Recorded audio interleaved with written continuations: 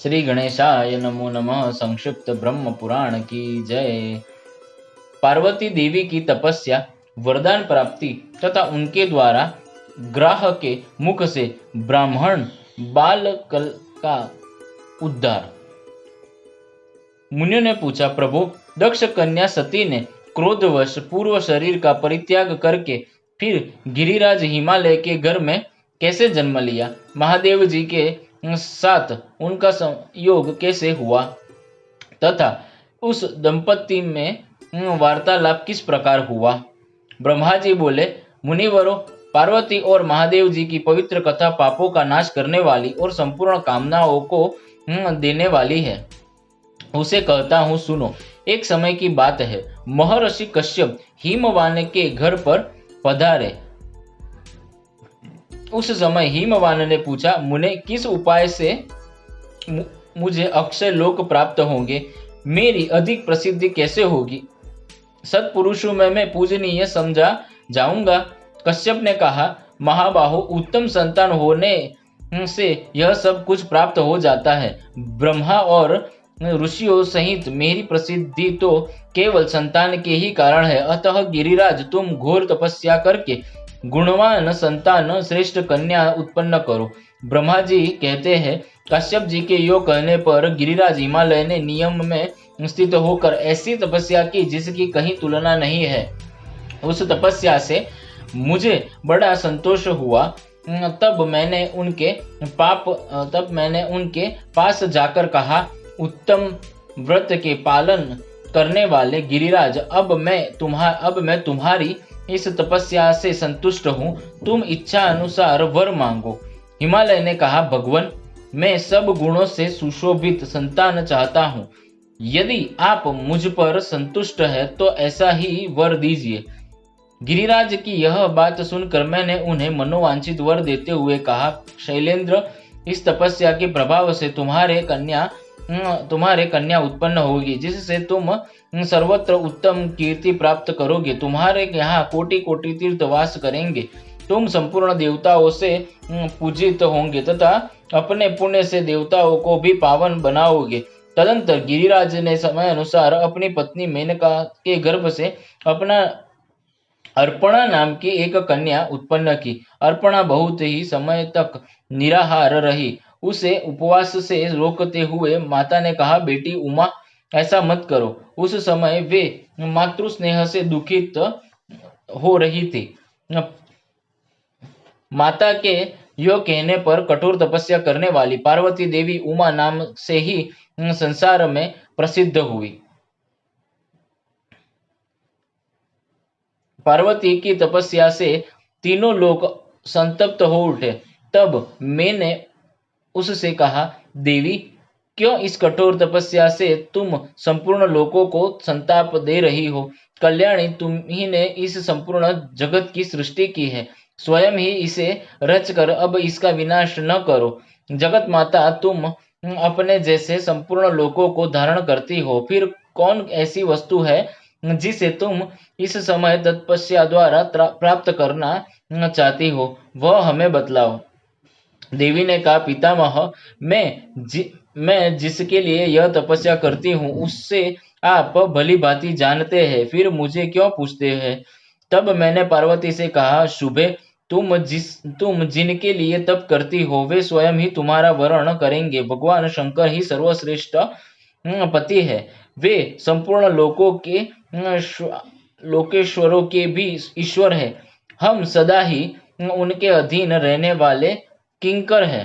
देवी, वे देवताओं के भी देवता, परमेश्वर और स्वयंभू है। उनका स्वरूप बहुत ही उदार है। उनकी समानता करने वाला कहीं कोई भी नहीं है।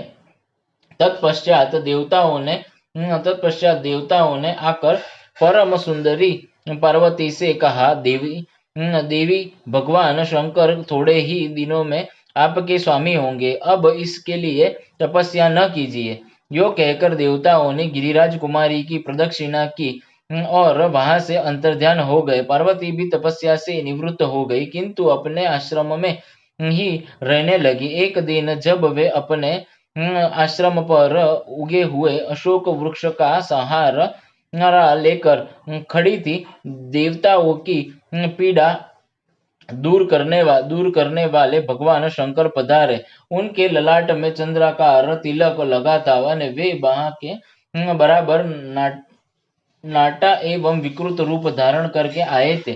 उनकी नाक कटी हुई थी, कुबड़ निकला हुआ था और केशों का अंतिम भाग पीला पड़ गया था। उनके मुख की आकृति भी बिगड़ी हुई थी। उन्होंने पार्वती से कहा, देवी मैं तुम्हारा वर्ण करता हूँ। उमा योग सिद्धि हो गई थी। आंतरिक भाव की शुद्धि के उनका अंतःकरण शुद्ध हो गया था। वे समझ गई कि साक्षात भगवान शंकर पधारे हैं। तब उनकी कृपा प्राप्त करने की इच्छा से पार्वती ने अर्घ्य पाद्य और मधुर पर्क के द्वारा उनका पूजन करके कहा, भगवान मैं स्वतंत्र नहीं हूँ।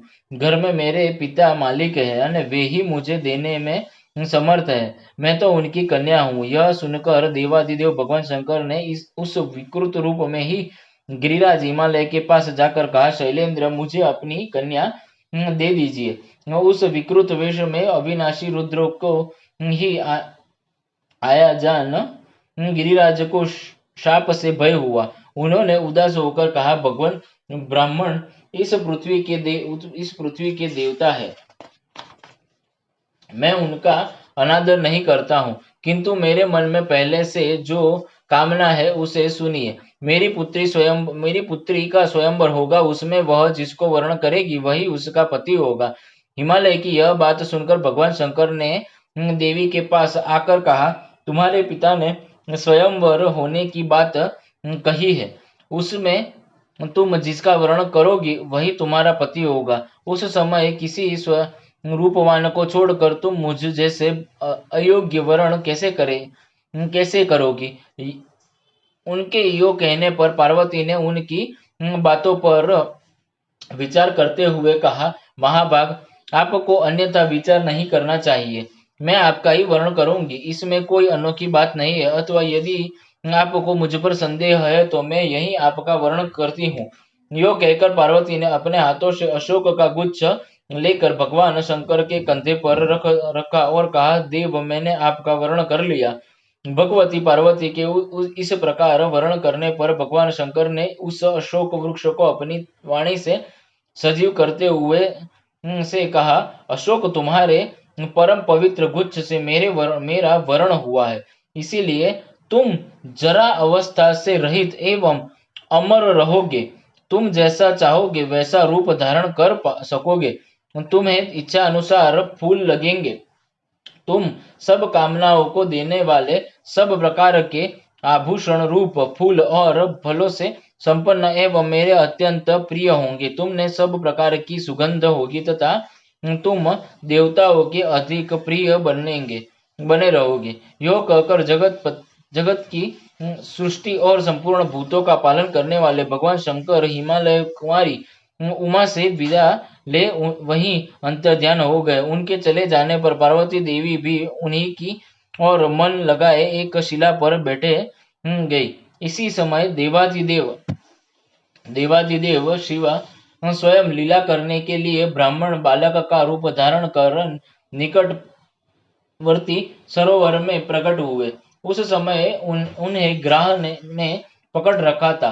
वे बोले, हाय ग्राह से पकड़े जाने के कारण मैं अचेत हो रहा हूँ, कोई तो मुझे आकर बचाए। पीड़ित ब्राह्मण की वह पुकार सुनकर कल्याणमयी देवी पार्वती सहसा उठ खड़ी हुई और उस स्थान पर गई जहाँ वह ब्राह्मण बालक खड़ा था। वहां पहुंचकर चंद्रमुखी देवी ने देखा, एक बहुत सुंदर बालक ग्राह के मुख में पड़ा थर थर कांप रहा है। ग्राह के खींचने पर वह तेजस्वी बालक बड़ा अंतर्नाद करता था। उस गृहस्थ बालक को देखकर देवी उमा दुख से आतुर हो उठी और बोली, ग्राहराज यह अपने पिता माता का एक ही बालक है, इसे शीघ्र छोड़ दो। ग्राह ने कहा, देवी छठे दिन पर जो सबसे पहले मेरे पास आ जाता है उसी को विधाता ने मेरा आहार निश्चित किया है। महाभागे, यह बालक आज से छठे दिन ब्रह्मा जी से प्रेरित होकर ही मेरे पास आया है, अंततः मैं इसे किसी प्रकार न छोड़ूंगा। देवी बोली, महाराज मैंने हिमालय के शिखर पर जो उत्तम तपस्या की है उसका पुण्य लेकर इस बालक को छोड़ दो। मैं तुमसे नमस्कार करती हूँ। ग्रह ने कहा, देवी आपने थोड़ी या उत्तम जो कुछ भी तपस्या की है वह सब मुझे दे दे तो शीघ्र ही यह छुटकारा पा जाएगा। देवी बोली, महाग्रह, मैंने जन्म से लेकर अब तक जो पुण्य किया है वह सब तुम्हें समर्पित करती हूँ, इस बालक को छोड़ दो। देवी के इतना कहते ही उन्हें उनकी तपस्या से विभूषित हो वह ग्रह दोपहर के सूर्य की भांति तेजस्वी प्रज्वलित हो उठा। उस समय उसकी ओर देखना कठिन हो रहा था। ग्रह ने संतुष्ट होकर विश्व को धारण करने वाली देवी से कहा, महाव्रते, तुमने यह क्या किया? भली भांति सोच कर देखो तो सही। तपस्या का उपार्जन बड़े कष्ट से होता है, अतः उसका परित्याग अच्छा नहीं माना गया है। तुम अपनी तपस्या ले लो, साथ ही इस बालक को भी मैं छोड़ देता हूँ। देवी ने कहा, ग्राह, मुझे अपना शरीर देकर भी यत्न पूर्वक ब्राह्मण की रक्षा करनी चाहिए। तपस्या तो मैं फिर भी कर सकती हूँ, किंतु यह ब्राह्मण पुनः नहीं मिल सकता। महाग्राह, मैंने भली भांति सोचकर तपस्या के द्वारा बालक को छुड़ाया है। तपस्या ब्राह्मणों से श्रेष्ठ नहीं है, मैंने ब्राह्मणों को ही श्रेष्ठ मानती हूँ। ग्राह राज में तपस्या देकर फिर नहीं लूंगी। कोई मनुष्य भी अपनी ही हुई वस्तु को वापस नहीं लेता, अतः यह तपस्या तुम में ही शोभित हो इस बालक को छोड़ दो। पार्वती के यो कहने पर सूर्य के समान प्रकाशित होने वाले ग्रह ने उनकी प्रशंसा की, उस बालक को छोड़ दिया और देवी को नमस्कार करके वही अंतर्ध्यान हो गया। अपनी तपस्या की हानि समझकर पार्वती ने पुनः नियम पूर्वक तपस्या आरंभ किया। उन्हें पुनः तपस्या करने के लिए उत्सुक जान साक्षात भगवान शंकर ने प्रकट होकर कहा, देवी, अब तपस्या न करो। तुम सबका तप मुझ ही समर्पित किया हो, अतः वही सहस्त्र गुणा होकर तुम्हारे लिए अक्षय हो जाएगा।